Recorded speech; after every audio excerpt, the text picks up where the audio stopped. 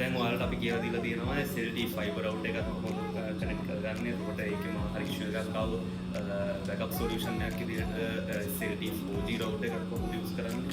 එතකොට ඒකෙම හරි ඉෂුව එකක් ආවොත් කොහොමද සොලියුෂන් එකක් විදිහට ඩයලොග් වින්ඩෝ එක යූස් කරන්නේ. හරි. එතකොට අපි දැන් අද යනවා ඔයාලට ස්විච් එක ගැන කියලා. එතකොට ස්විච් එක කියන්නේ මෙන්න මේක තමයි. මෙන්න මේ වගේ උපකරණයක් මේ වගේ එකක් ඔයාලගේ බ්‍රාන්ච් වලත් ඇති. එහෙම කේසින් එකක් ඇතුලේ මේ වගේ තියෙන එකක්. මේ වගේ පෝට්ස් 4 8 12 15 වගේ උණුම තියෙන එක එක ප්‍රමාණවල පෝට්ස් තියෙන ස්විචස් එක එක තැන්වල ඇති. එතකොට සාමාන්‍ය මේ ස්විච් එක ගත්තොත් මෙතන පෝට්ස් 24ක් විතර තියෙන මේ ලොකු ස්විච් එකක් මේක. එතකොට අපිට පුළුවන් මේකෙම නෙට්වර්ක් කේබල් එකක් හරහා ඉන්ටර්නෙට් ලබා ගන්න. එතකොට මේ මගේ අතේ දැන් තියෙන්නේ නෙට්වර්ක් කේබල් එක. ඒක පොඩ්ඩක් අන්තර දෙන්න. මේ තියෙන පෝට් එක. ඒක මේක තමයි නෙට්වර්ක් කේබල් එක. මෙන්න මේ නෙට්වර්ක් කේබල් එක සවි කරන්න පුළුවන්. මෙන්න මේ ආකාරයට.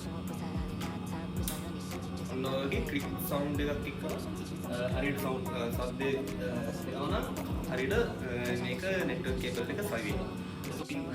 එක කෙරවලක් කිම ස්විච් එක සම්බන්ධ කරලා අනිත් කෙරවල තියෙන එක ඔයාලගේ PC එකට ලැප්ටොප් එකකට ඒ තියෙන මැෂින් එකකට සම්බන්ධ කරගෙන ඉන්ටර්නෙට් ලබා ගන්න පුළුවන්. දැන් ඔයාලට දැන් පේනවා අපි නෙට්වර්ක් කේබල් එක අපේ මගේ ලැප්ටොප් එකට සම්බන්ධ කරලා තියෙද්දි ඔයාලට ඊට පස්සේ මෙතන ඉන්ටර්නෙට් එනවා කියලා ඇක්සස් තියනවා කියලා මෙතන පෙන්නන්නේ කොහොමද කියලා බලා ගන්න පුළුවන්. මෙන්න මේ හැඩයට මේ විදිහට අයිකන් එකක් විදිහට මේ සිග්නල් එක තියෙනවා නම් ඔයාලගේ ලැප්ටොප් එකට නැත්නම් මැෂින් එකට නිවැරදි ආකාරයෙන් ඉන්ටර්නෙට් ලැබිලා කියලා ඔයාලට බලා ගන්න පුළුවන් වෙනවා.